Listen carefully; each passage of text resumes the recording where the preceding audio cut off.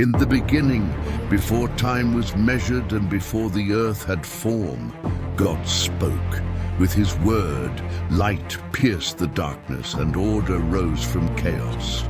The heavens were stretched wide, the seas found their boundaries, and the land brought forth life according to his design. God planted a garden in Eden, a place of beauty beyond human description. Rivers flowed gently through fertile ground, trees heavy with fruit stood in perfect harmony, and every living creature existed without fear. Eden was not merely a garden, it was a dwelling place where creation walked in peace under the presence of its creator. From the dust of the ground, God formed a man. He breathed into him the breath of life, and the man became a living soul. Adam opened his eyes to a world untouched by sorrow, created to live in fellowship with God. Yet Adam was alone. So God caused a deep sleep to fall upon him, and from his side he formed a woman.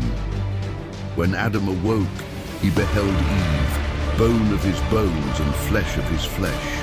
Together they lived in perfect unity, unashamed and free. In the center of the garden stood many trees, pleasing to the eye and good for food. Among them was the tree of the knowledge of good and evil. God gave a command, not to restrict joy, but to protect life. They were free to eat of every tree except one.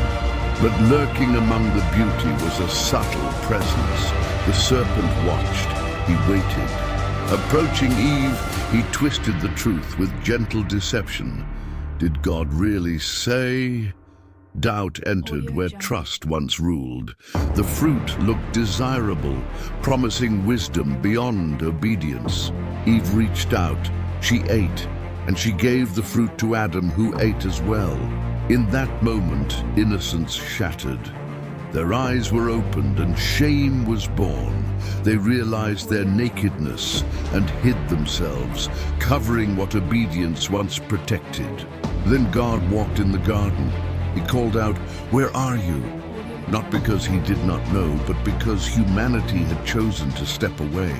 Fear replaced peace, excuses replaced truth, and sin fractured the harmony between God and man. Yet even in judgment, mercy spoke. God promised that the seed of the woman would one day crush the serpent's head. Hope was planted in the soil of failure. Adam and Eve were sent out of Eden. Cherubim guarded the way back, and the garden was closed. But the story did not end there, because from that moment forward, God began a greater plan to restore what was lost, to redeem what was broken, and to bring humanity back into his presence.